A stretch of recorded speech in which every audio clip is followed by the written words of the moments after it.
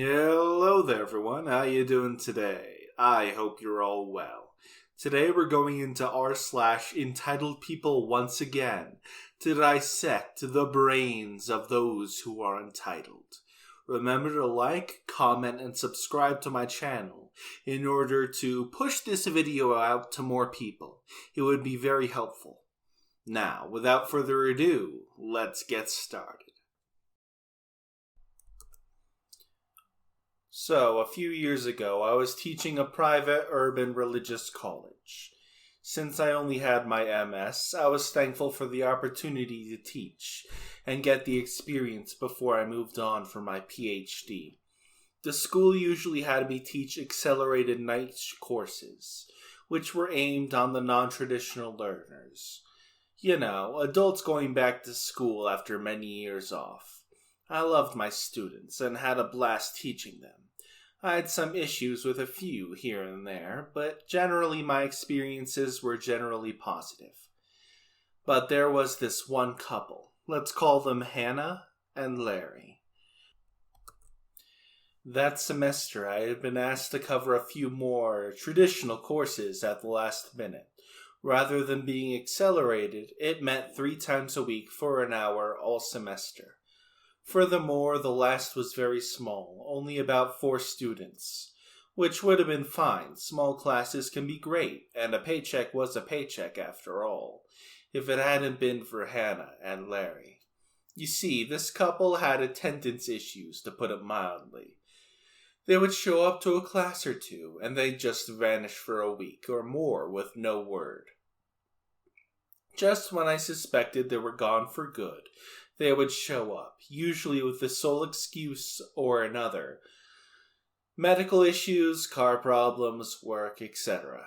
At first I tried to be sympathetic. I always have the attitude that life happens, and when it rains, it pours sometimes. But at a certain point, I began to grow a bit suspicious that they were selling me a story. Okay, I was immediately suspicious, but I'm usually inclined to let things slide to a certain point. Same as my professors did for me. This was all the worse because of that small nature of the class. Every time I did prep for a session, assuming all 4 would be present, they would skip and throw my plans off. But when I just accepted they would be gone and prepare activities for 2 students, they would show up. All of this would be frustrating, but acceptable if it weren't for 2 things.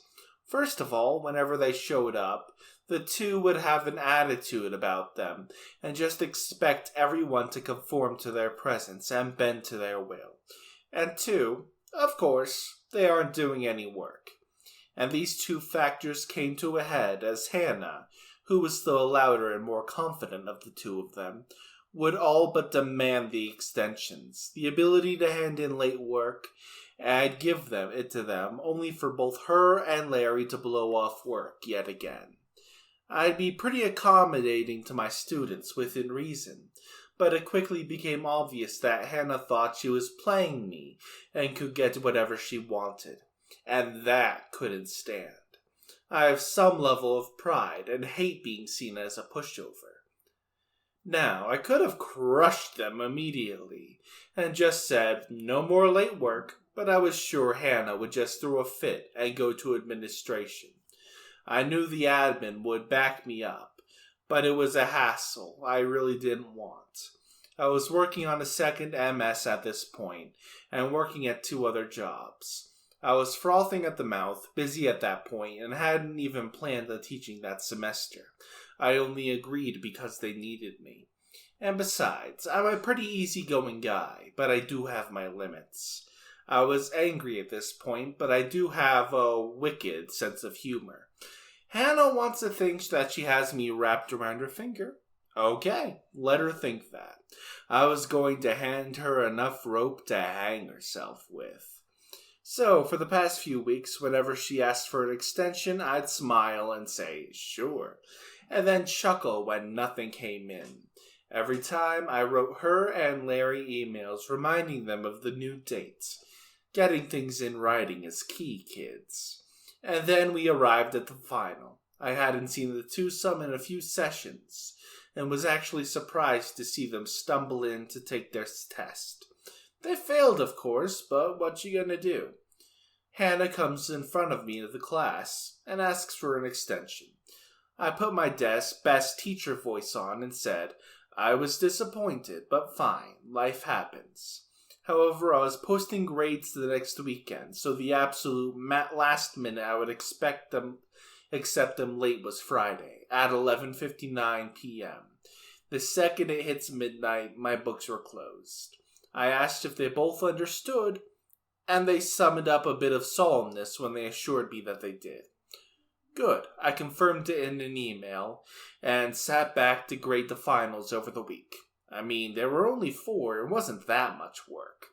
I knew there was a risk they'd follow through, and I'd end up with a semester's worth of work to grade, but I was feeling pretty confident that it wasn't going to happen at that point. Friday rolls around. I didn't work my other jobs that day, and my own schoolwork was done, so I decided to buy a few beers and kick back to play some video games and relax. I looked down at a certain point and realized that it's midnight. I open my email, remind everyone that the books are closed. If I give an extension, it's open to the whole class, but I'm not playing favorites. Not that anyone else needed it. I cracked open another beer, let out my best supervillain laugh, and went back to my game. Sunday comes around, and I'm posting the final grades for the semester. I usually hate failing students, but I admit I had a smile on my face as I assigned Hannah and Larry their well-deserved Fs. 10 minutes after I hit save for the grades, I hear the familiar ding of my email going off, followed by another. Now, who could this be? Well, of course, it's Hannah and Larry. Larry's email can best be summed up as, "Oh my god, didn't you get my email with the work? I sent it on Friday." Hannah said the same exact thing. Now, it's obvious they're thinking they can get another day or two to get the work this way. After all, hadn't I been so pliant and naive all semester? Oh, the fools, the fools. They've played right into my hands, and this is the moment I've been waiting weeks for.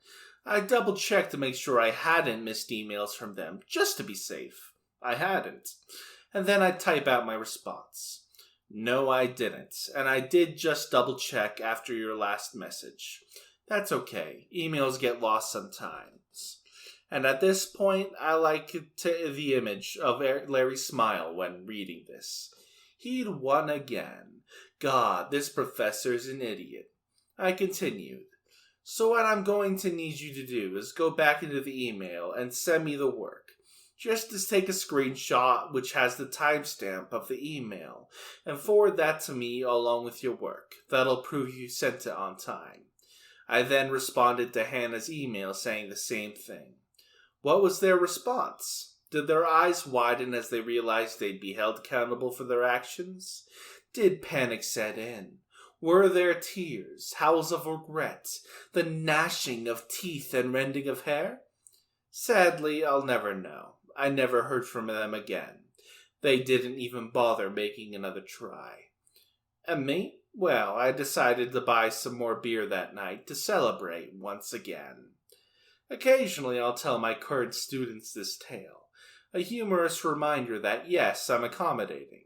Yes, I'm pretty laid back, but I'm not an idiot. Don't try to play me. It usually gets a good laugh out of them. That's a good teacher right there. Really good. Anyway, on to the next story. I live in a second-floor apartment with my 2 teenagers and 2 cats. An old couple, who are both over 75, live below us. The apartments are poorly maintained and not very well insulated. We can hear their TV, can hear them talking, and when she screams at him when their 6-year-old spoiled brat grandson comes and throws tantrums, and whenever they open and close their door. Apparently, they've been continuously complaining to the landlord about us being very loud. They continuously bang on the ceiling when we drop something, or close the bathroom door, which sticks to heaven. Forbid I get up at night for any reason. She screamed up the heating vent at me one night when I knocked my water glass off the bedside table. They shout when we walk up the stairs. They also have complained that we use too much water when we shower, which is 100% none of their business. Yes, my cats do run around a bit, but we keep them occupied and take them for walks, and are pretty mellow, as middle-aged cats tend to be. We do not listen to loud TV. The kids listen to music on their headphones. We don't jump or stomp or throw parties. It all came down the other night around 10:30 p.m. when my son was making food, and one of the cats decided it was playtime. Ran around for like maybe 3 minutes while my son caught him, and bang, bang, bang on the ceiling. Cat goes in my daughter's room and promptly goes to sleep. The old man comes running up the stairs and bangs on the door. I don't answer because I'm in bed and the cat is put away. Next thing you know, they called the police with a noise complaint. A noise complaint for the cat and my son using the microwave. The police show up, house is dark, I'm in my PJs, cats are asleep in the bedroom. They look at me and say, "You're in bed?" I respond with a yes. And they ask, "And what was happening?" I say my son was making food and my cat was running around. Them, "Well, cats and teenagers do that. Is that why they called us?" I respond with a simple yes. The cop then looks at his partners with a "what the hell?" look on his face and says, "Jesus Christ, what a waste of time," and then asked me if I wanted to put in a complaint of harassment. The next day, the old lady shouts across the parking spots, "We're entitled to silence. Whenever we want silence, you are obnoxious and rude, and I'm going to get you kicked out of here." The landlord calls and is pissed. Says they've been continually complaining about how loud we are, and it's ruining their quality of life, and we needed to keep it down. So I told him what they were complaining about, and that I am out in 60 days, and if they call again, I will make a complaint of harassment, because this is stupid. His response is, "Okay, no problem." Note that 75% of them complaining has to do with regular daytime living noise. Occasionally something after 10, but rarely. They are somehow entitled to silence at all times? In a shitty first-floor apartment?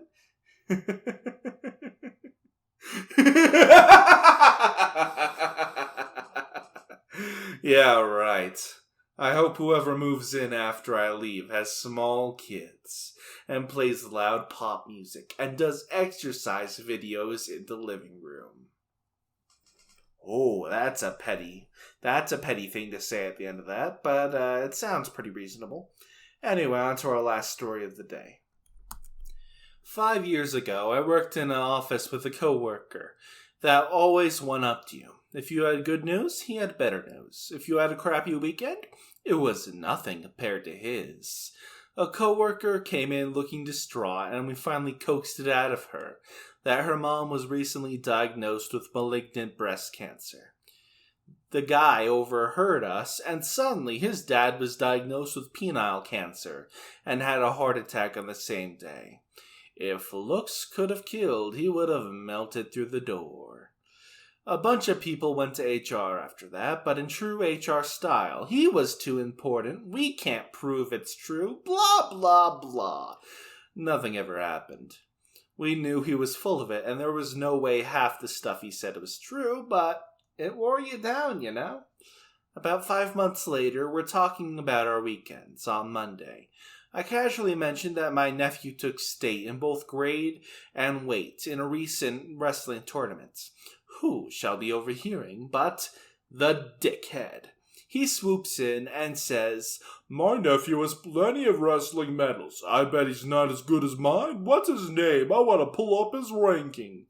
I gave him the name because he has jumped in with both feet before I could tell the other coworkers that he's been nationally ranked since he was 6 for both grade and weight class. I also didn't say that he'd been recently accepted as a prestigious invitation to wrestle for an international wrestling club with a number of Olympians, having come from the program. Winning state was a pre-qualifier to the program, but everyone knew he would get it done. I didn't know they posted stats for 4th graders online, but sure enough, he pulled them up on the office computer. It only took a minute before he closed the window and tried to change the subject. A small crowd had gathered at that point, so I grabbed his keyboard with his Control-Shift-Tab and I reopened the window promptly.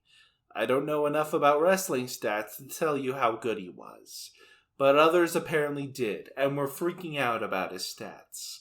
I knew he was good, but apparently a savant or something.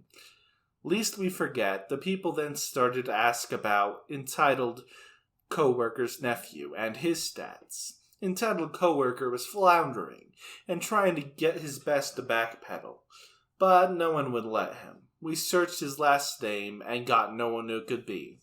Entitled coworker said that his nephew was on the other side. Entitled coworker had bragged about being related to the governor, so we knew what name to search, and still no one had the right age range to be his nephew. Suddenly, entitled coworker yelled that he was in 2nd grade, so it wasn't online. My nephew's stats were online as from before that, so that was disproven. Entitled coworker's face was turning every shade of red before he finally stormed away, yelling something about harassment and going to HR.